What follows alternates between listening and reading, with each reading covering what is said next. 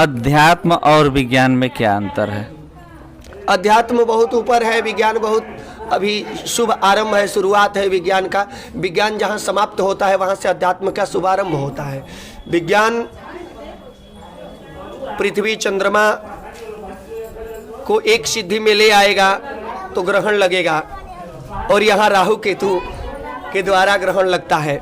कभी कभी एक सीधी में ग्रहण लगते हुए आपने देखा है, और कभी कभी टेढ़े वक्रगति से ग्रहण लगता है।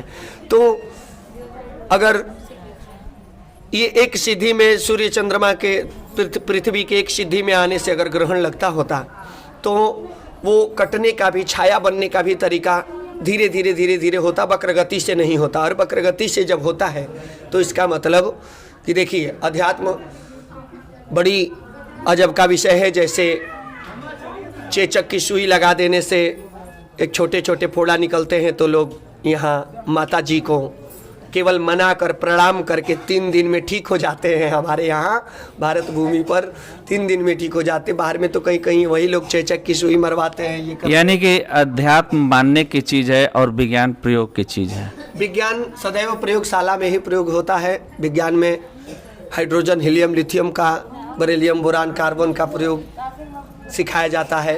अध्यात्म में ध्यान, योग, तप, तपस्या, त्याग, धर्म, निष्ठा, प्रवृत्ति को, आचरण को, अपने को समझना सिखाया जाता है।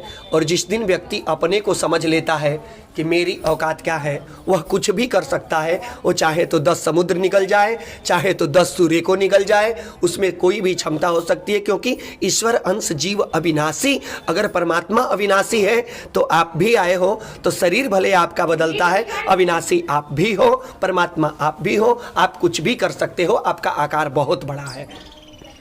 दोस्तों, जैसा कि हमने बाबा से पूछा कि अध्यात्म और विज्ञान में क्या अंतर है, तो इन्होंने बहुत ही सहज भाव में समझाया।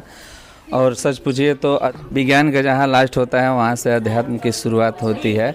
और अध्यात्म का एकमात्र हमने समझा कि आत्मिक ज्ञान, अपने आप को सहज भाव में जो अपने आप पे काबू कर लिया, बस कर लिया, वही अध्यात्म है। और अध्यात्म से हर चीज़ संभव है।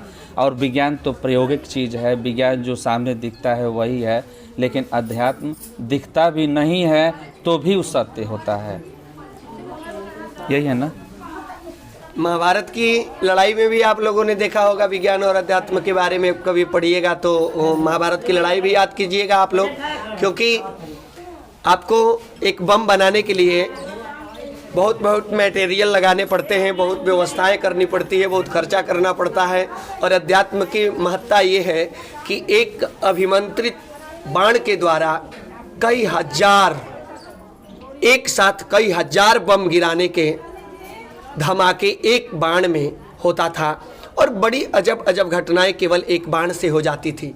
तो अध्यात्म और विज्ञान में यही अंतर है कि विज्ञान को बहुत परिश्रम करना पड़ता है, और अध्यात्म अगर एक बार परिश्रम कर लिया तो वह बहुत बड़ा पूंजी हो जाता है, जो कभी समाप्त होने वाला नहीं होता, वो सदैव एकत्र होता है। धन्यवाद। सब लोग अध्यात्म से जुड़िए, और द्वावा ब्लॉग के माध्यम से जितने लोग देख रहे हैं इस चैनल के माध्यम से सब लोग जुड़िए। और बहुत अच्छा लगा आप लोगों से बात करके। आप लोग बढ़िए, बहुत बढ़िए। हम ये नहीं कहते कि विज्ञान आप छोड़ दीजिए, विज्ञान के साथ रहिए, अध्यात्म से जुड़े रहिए। विज्ञान के साथ रहिए, अध्यात्म से जुड़े रहिए। क्योंकि अध्यात्म हृदय की बात है, विज्ञान बाहर की बात है। विज्ञान से बाहरी कार्य करिए और अध्यात्म से हृदय का कार्य करिए, आप सदैव सफल रहेंगे। धन्यवाद। जय श्री सीताराम। धन्यवाद। हमें तो समझ में आ गया, शायद हमें लगता है कि आप लोगों को भी समझ में आ गया होगा।